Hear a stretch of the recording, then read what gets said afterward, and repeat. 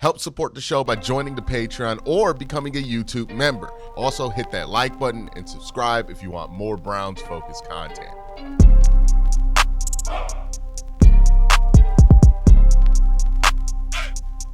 The Cleveland Browns have finally released their schedule, what games, the order these games are going to be happening in.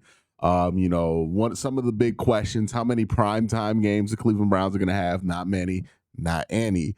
And then also, where's the bye week and other things like that. So let's walk through the schedule. Let's talk through the schedule, and we'll put it on screen here. This is the 2025 Cleveland Browns schedule. Let's take a look here. I'll give you a few minutes to take a look before we start discussing and walking through each one of these. One of the first things you're going to notice, a lot of Sunday 1 o'clock starts. Not a surprise. The Cleveland Browns were a 3-win football team last year. When you're a 3-win football team, you're not going to get a ton of primetime game slots. Now, it is worth remembering the Cleveland Browns do play really well this year, or if Shedeur Sanders steps up, becomes the starter, and the Browns are playing well, that is likely to change. The Browns can be flexed into national TV games, and if, let's say, they're in a scenario where Shedeur, who already, is a bit of a draw when it comes to the general football watching audience, is the quarterback of the team, and the team is playing well, the Cleveland Browns will probably be on TV more often. And I'm going to be honest with you.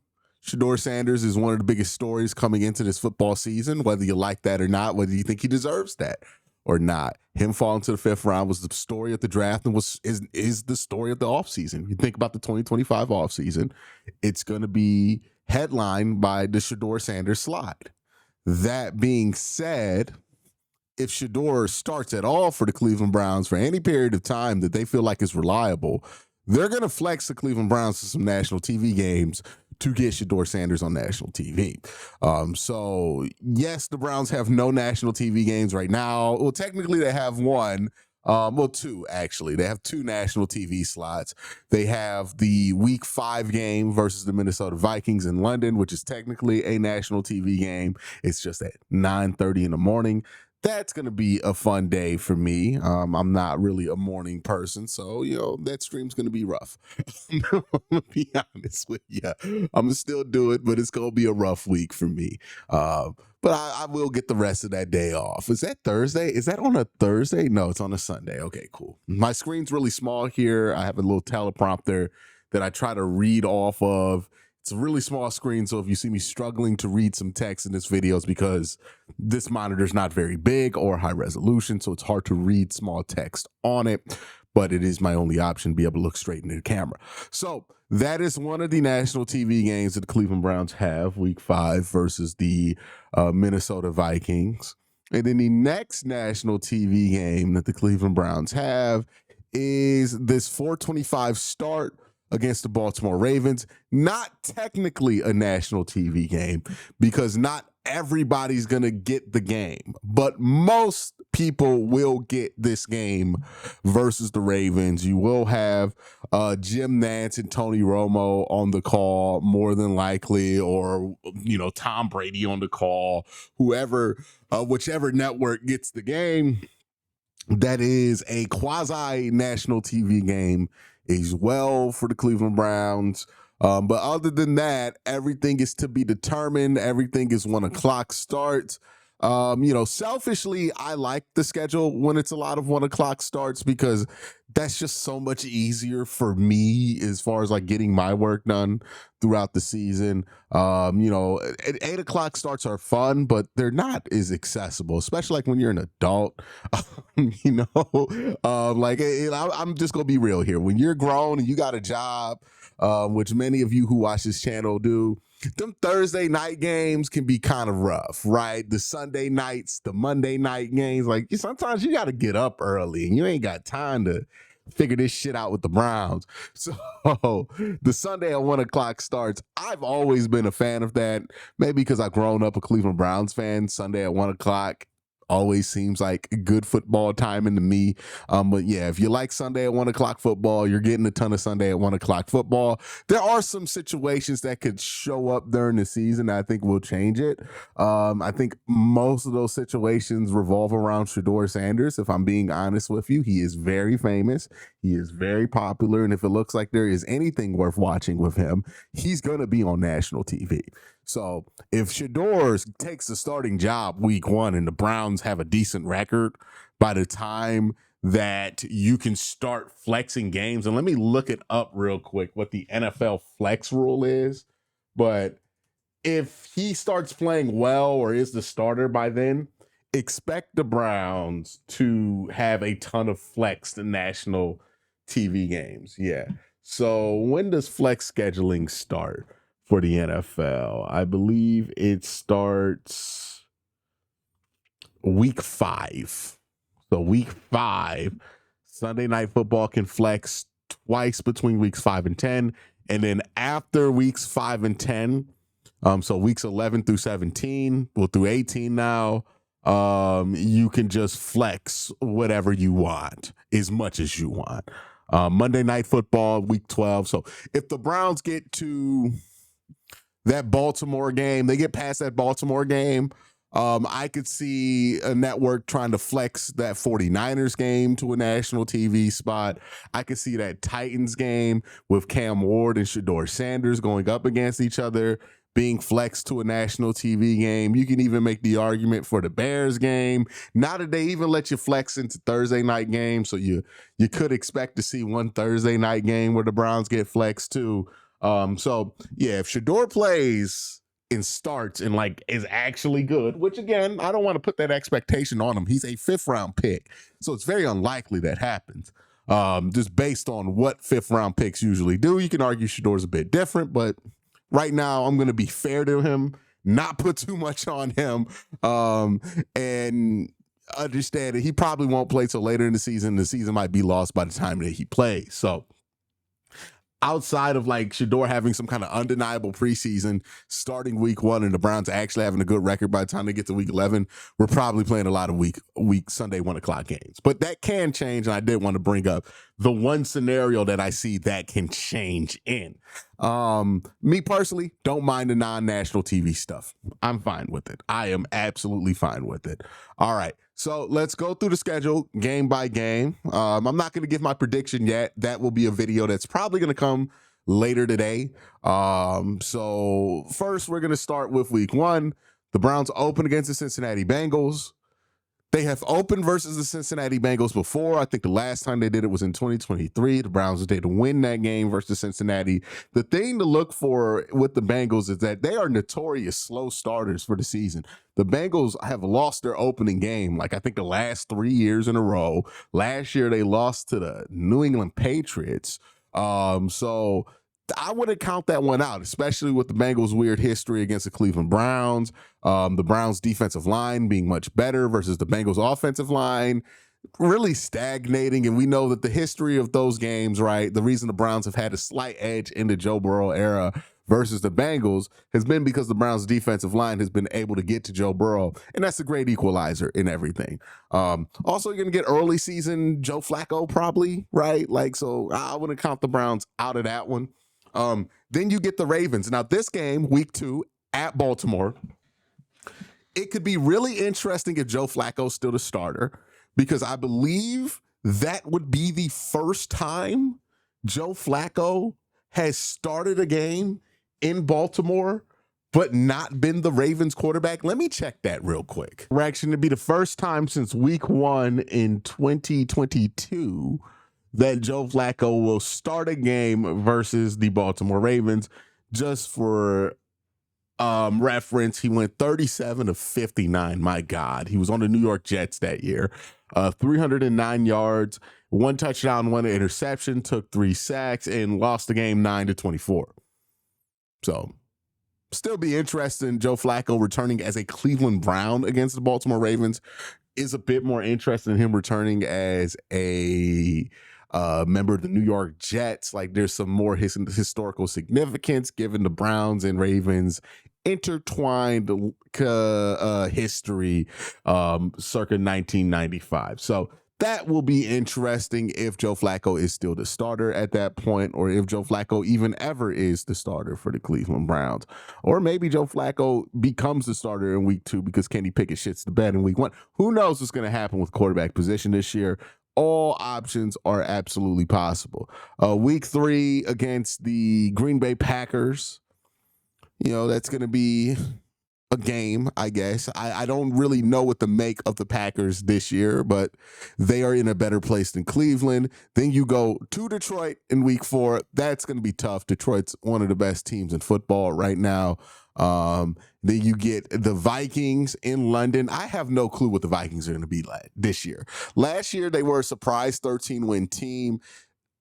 They have no guarantee to be back to that. So much about what they did last year felt flukish. They had a fluke run or what felt like a flukish run from Sam Darnold. We'll see what he does in Seattle, but it felt like a flukish run. And now they have uncertainty at the quarterback position. It would appear that they're going to go with J.J. McCarthy as their starting quarterback, but it seems to be a good amount of hesitancy about doing that from the Minnesota side. You might assume that J.J. McCarthy can replicate what Sam Darnold did pretty easily, but I don't know. I don't know. We've never seen J.J. McCarthy play in the NFL. He's super young. There might be a chance that he's not very good, and also coming off an ACL injury when he's a quarterback who's talents were mainly relying on his athletic ability. So don't really know what you're going to get out of Minnesota this year. They could be a 13-win team again. They could be a 10-win team. They could be a team that's a 6-win team and a surprise for the league. I think anything's really possible for that squad this year. The Steelers, you play them. They're another team that's in an interesting place, right? They got older at wide receiver by trading for DK Metcalf, and I do think that's an upgrade just for consistency purposes over George Pickens. But we don't know who their quarterback is. At least with the Browns, they have 4 quarterbacks on the roster. It's supposed to be Aaron Rodgers is their starting quarterback. It is May 14th right now. Aaron Rodgers is under contract with nobody. There seems to be a zero rush for him to sign a deal anywhere. Like right now, it's Mason Rudolph on the roster. I have no clue what Pittsburgh's going to be this year. History tells you they won't be under 500 because Mike Tomlin has never gone below 500. But, if that weren't propping the Steelers up right now, I do wonder what I would truly feel about them. But because the Steelers, I've been burnt when I've guessed the Steelers were going to be under 500 before. I ain't going to go that far with it, right? Miami, I think they're going to be better than they were last year. You play them, and this is in Cleveland. They're a very interesting team, super talented, right? They got the fast wide receivers. They had a lot of injuries last year that I think affected their season negatively. I think they're a solid team. I think they'll have a solid bounce back this year. The Patriots are another team a lot of people have pegged to be a surprise contender. Drake May in year 2. A lot of people have confidence in that. I'm on wait and see mode with the Patriots. They brought in Mike Vrabel. A lot of people are sold on that move. It does make sense. Mike Vrabel, former Patriot. He's not a head coach of the Patriots. It seems like a culture fit. But we'll see what happens there with the Patriots. I'm not 100% sold on them as a riser yet. They have a lot of holes on that roster that I don't think they sufficiently filled in the offseason. And then the Browns get the bye week. So if we look at the first half of the schedule, the good parts are that you have you have 3 division games in here. The division games you have is Pittsburgh in Pittsburgh. We never win that one. Baltimore in Baltimore. Bit of a more mixed history in the Browns being able to win that one. And in the Bengals game at home, which early in the season, we don't know what we're going to get from the Bengals. You know that they tend to be late season risers, early season fallers. They're kind of, what the Bengals are, and I hate to say this after what I had to experience in the NBA playoff, but the Bengals are kind of like the Indiana Pacers of football. Like risers in the playoffs for sure, but like they tend to come out flat to start the year. And you want to get the Bengals early in the year as opposed to late in the year for sure. Now that comes back up again. We play the Bengals in Cincinnati at the end of the year, which is a tough game. But beginning of the year, I think you're good. You're catching the Bengals early, right? You're not catching both the Bengals games late in the season. That's never good. That's a recipe to get swept by Cincinnati. But getting one of those Bengals games out the way early, pretty good thing for you there. You don't really use up a ton of your home games before the bye week, so I guess that's a good thing. You get a nice little home stretch here, but then you get this bye week in the middle of the year. We'll see if that ends up mattering. I don't anticipate the Browns' record being so good this year that it matters when their bye week is. I'm just going to have to keep it real with y'all. Maybe it's just nice to have it in the middle just for like symmetry's sake, but it is what it is. You get off the bye week, you play the Jets. And also another thing I want to point out before I move on. So we're going from playing the Vikings in London to going to Pittsburgh in Pittsburgh? Oh God! I mean, we're not winning that Pittsburgh game. Like I know, but we're not winning it. I'd be shocked if that's the year we beat Pittsburgh. Pittsburgh is the week we're coming off the London trip. That's just gross. And maybe the Browns understand that they're not winning the Pittsburgh game in Pittsburgh this year, and they're just like, let's just get that shit out the way. Like, let's just get that out. Rather than taking an early bye, let's just fucking get the Pittsburgh game out the way. Maybe that's what they're thinking. I don't know, but that's nasty. At least it's not like a game you think you can win. And look, Pittsburgh might be a very beatable team, but we just know the history with the Browns in Pittsburgh in the regular season. We haven't done it in a very long time.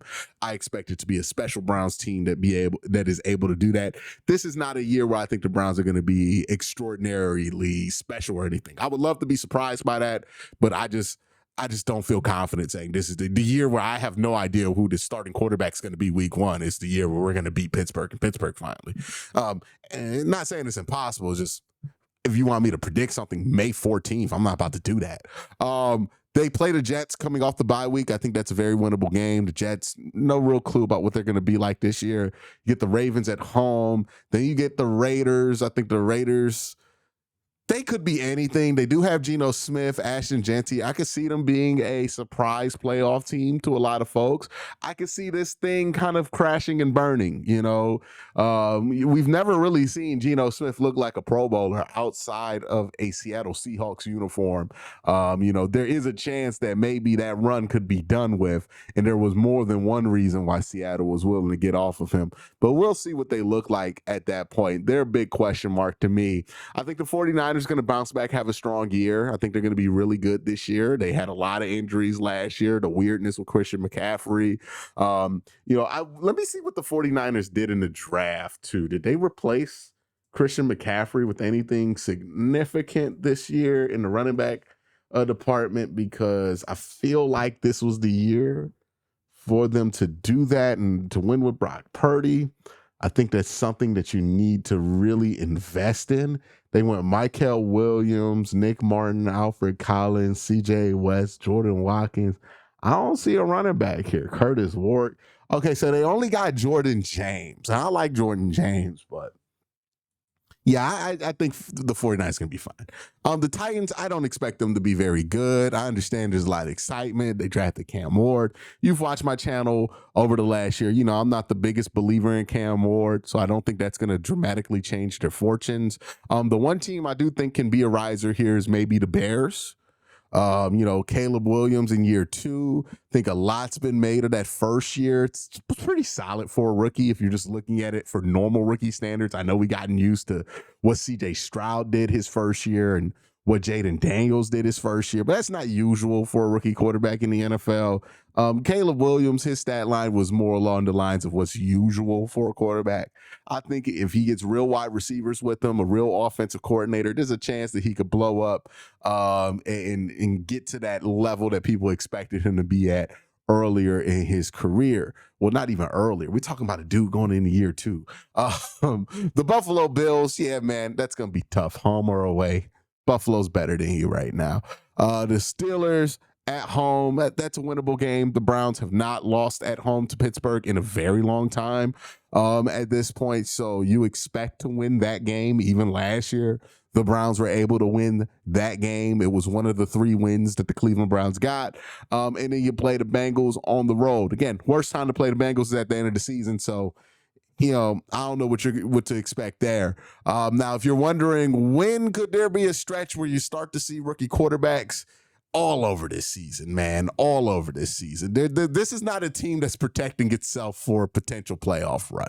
They're going to try to come out the gates and do what they can do. But if they assess that this is likely to be a sub 500 season, which I think is likely that they come to that assessment by the bye week, you can see the rookie quarterbacks pretty much at any point during the season. I wouldn't be surprised. You can see them start. You can see them week 4, week 3. Pick a week. It's as good as a guess as anybody else has. I don't expect there to be a definitive point, right? Like with Deshaun, there was a definitive point last year. I'm like, all right, you got to know what you're doing with him by this week, because that was a bit more of a structured situation. You had higher expectations. You didn't want the season to go off the rails. This is a different situation where there is a upside for the Browns not to be successful from a win-loss record standpoint, and there are other achievements that the Browns can reach on their schedule that aren't necessarily just how many wins do you have, how many losses do you have. I don't love being in this place, let me make it clear, right? But strategically, it makes sense that the Browns could be at that place, that they start out very slow to start the year. And somebody in college looks like they could be a no-brainer quarterback for this team. Then you got to do what's best for business at that point, right? Now, if you're not in that situation, maybe things are different, but that's the Browns schedule. Let me know what you guys think about it down below. Have a great day. Have an even better night. Peace.